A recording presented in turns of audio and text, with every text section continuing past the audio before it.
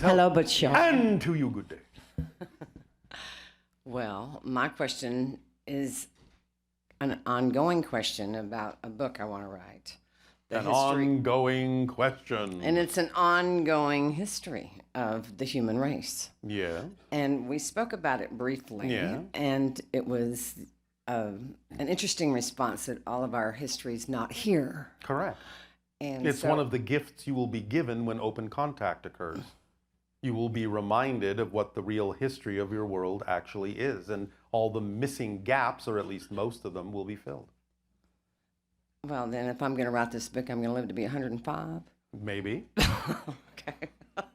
That's not so far-fetched anymore on your planet, is it? It is not. All right. I like it. Oh, all right. But that doesn't mean you can't start writing now if you're excited to do so. And I am. All right. There was another thing that I hope it's not too personal, and you can say if it was. Oh, all right. Okay. We were discussing, and you stopped what we were discussing because there was a synchronicity between you and April when I brought up the DNA work that I'm doing. Yeah. And I find some interest in the DNA work that I do everywhere. Yes. And I was going to incorporate that into my book. Go ahead. I will, thank you. All right. I was wondering if you could give me any pointers on that, of different cultures around the world that would assist me in a broader, the idea unified now version. Is that many of the markers that were turned off in the Anunnaki hybridization that created Homo sapien are now being turned on in your DNA. This is why you're experiencing expansions of consciousness, becoming more sensitive to formerly invisible energies, becoming more what you call telepathic and psychic. Even the desire to explore spirituality is the result of certain genetic markers being turned on that have been turned off for thousands upon thousands of years.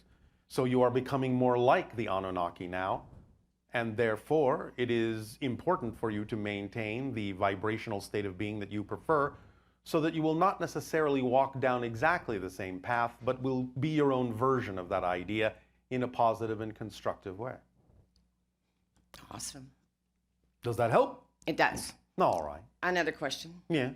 I have an estranged husband. Your husband is strange? He is strange, and so am I, and I love it. Oh, all right.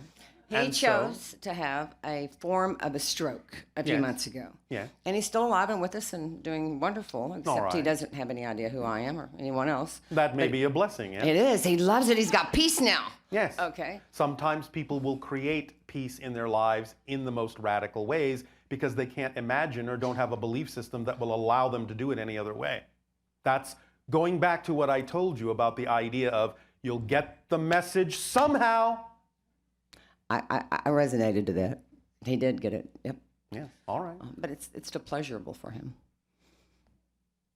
Okay. And sometimes decisions are made, and when those decisions are made, the physical consequences may need to play out because, again, they don't have a belief system that says anything else can occur.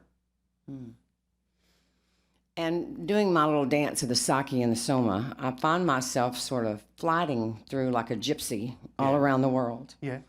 And sounds exciting. It's really wonderfully exciting, but to some people like my little 13-year-old grandson who it sometimes would like to resonate and stay in the same school with the same students for a while. Oh, all right. Well, that can happen too. Yes. And you've just never given me even a slither of a hint on whether that might be, this wonderful place, and I have houses all over the place now. Yes. I wondered if you might give me a slither of a hint. A sliver of a hint of what? What would be like in both of our highest good a place? Where are you most attracted to? As we go back to the idea of explaining, as we did in the beginning of this transmission, there is usually something that is at least slightly more exciting than any other option. And if, again, it seems as if the excitement is absolutely dead equal, then it doesn't matter which one you choose, because if you choose the one that's not the path of least resistance, it will show you and turn you around to the other path. So the only thing you need to do is determine if something has a little bit more excitement than anything else, or even if it doesn't, just make a decision so that you can move forward and let the automatic device show you whether or not that is the path or not. That's all you have to do. I got it. It's very simple. So, does one choice stand out even a little bit more than any other choice? is more exciting than any other choice, even just by a margin? Not really. Oh, come on. Well, I have a house in Oregon, I have a house in Texas, you Yeah. know. I think I enjoy being in Oregon a little more than I enjoy being in Texas. Why? Because I feel left alone You feel left alone. from some aspects that I don't like being around. All right. Okay.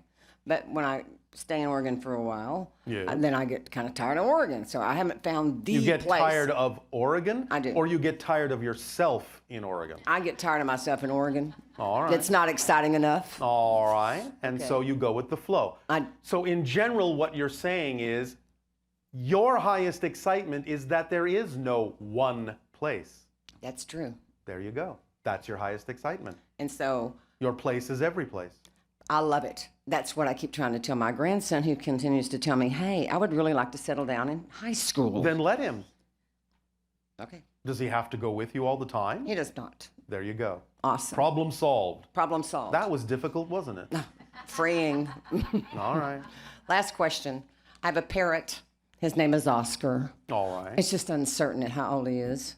My grandson was kind of wondering if he was between 35 and 40 and some message from my parrot. He's just a wonderful friend of mine. And what do you wish to know? His age. His age? Yeah. 39. Thank you, Bashar. Love you. You as well.